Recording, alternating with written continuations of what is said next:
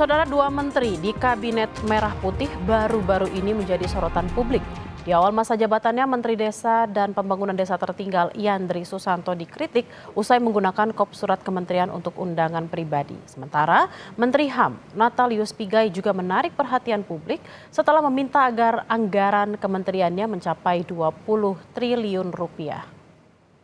Persoalan administrasi ya tentu kami terima kasih kepada para pihak, termasuk Pak Mahfud MD, ya semua yang sekarang sedang heboh di medsos, kami terima kasih atas masukan dan sarannya. Tapi ada diskusi waktu itu di internal kesekjenan, perlu ada surat itu. Ya saya karena sedang sibuk, sedang banyak persiapan-persiapan pasca pelantikan, ya saya memang mungkin kurang kontrol saja. Tapi intinya dari acara itu tidak satu sen pun uang Kemendes yang saya gunakan. Demi Allah, demi Rasul nggak ada. Ya, jadi itu murni ya persoalan administratif saja.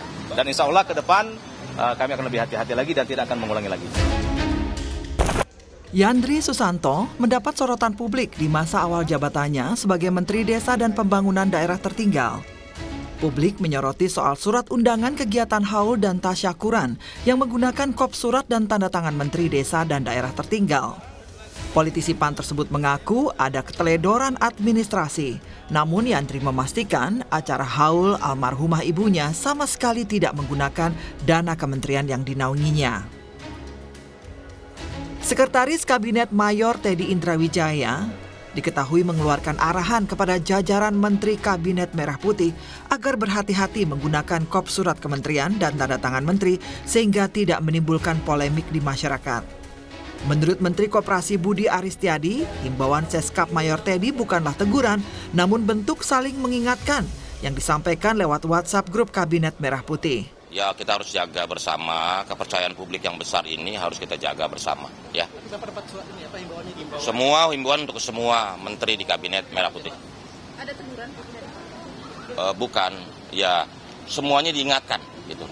Untuk kita berhati-hati dalam melakukan langkah-langkah terutama yang menyangkut kepentingan pribadi, keluarga, jangan digunakan kementerian ini untuk kepentingan pribadi dan keluarga. Komunikasinya pakai apa, Bu? WhatsApp. Ya. Di WhatsApp grup.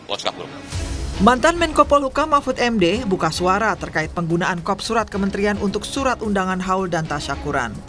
Karena menurut Mahfud, hal itu menyalahi aturan birokrasi. Karena terkesan acara dibuat dan menjadi tugas kementerian, sesuai yang tercantum pada kop surat undangan. Saya tidak tahu apakah itu betul.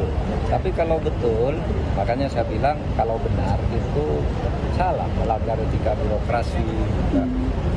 Ya mudah-mudahan nanti segera diklarifikasi. Kan tidak boleh ya urusan pribadi, urusan tahlilan, urusan syukuran itu lalu menggunakan kop dari stempel menteri. Karena itu berarti lalu menjadi tugas kementerian. Yang juga menjadi sorotan publik adalah permintaan Menteri HAM Natalius Pigai yang meminta agar Kementerian Hak Asasi Manusia diberi anggaran sebesar 20 triliun rupiah. Menurutnya, dana tersebut diperuntukkan untuk pembangunan hak asasi manusia di Indonesia. Natalius Pigai menegaskan dengan anggaran sekitar 64 miliar rupiah yang dianggarkan saat ini akan sulit mewujudkan pembangunan hak asasi manusia. Adalah bagian dari pembangunan HAM. Maka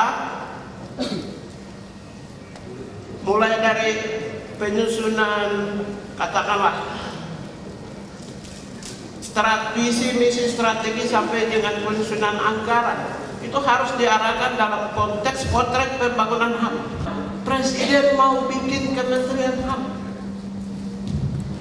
berarti ada sesuatu besar yang mau dibikin. Maka tim transisi rombak itu anggaran.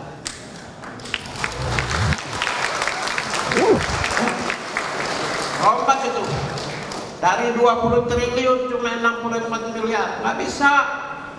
Tidak tercapai dengan cita-cita dan visi Presiden Republik Indonesia Prabowo Subianto.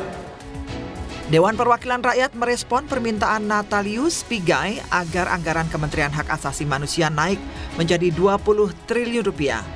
Menurut Wakil DPR Adis Kadir, Kementerian HAM harus menyampaikan kepada Komisi 13 selaku mitra kerja. Meski demikian, permintaan anggaran untuk realisasi tahun 2025 sudah tidak memungkinkan karena kesepakatan APBN 2024 sudah diambil di DPR periode sebelumnya. Kalau anggaran 2024 untuk anggaran 2025 kan sudah selesai dibahas kemarin. Jadi pembahasannya nanti akan dibahas di tahun 2025 sekitar dimulai kalau nggak salah sekitar bulan April.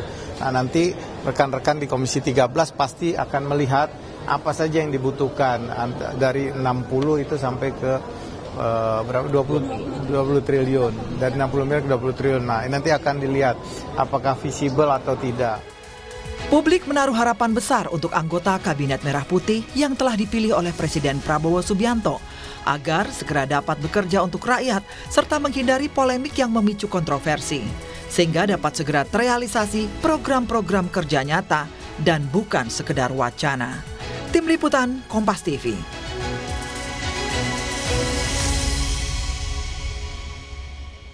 Sidang perdana guru honorer yang dituduh menganiaya anak polisi di Konawe Selatan, Sulawesi Tenggara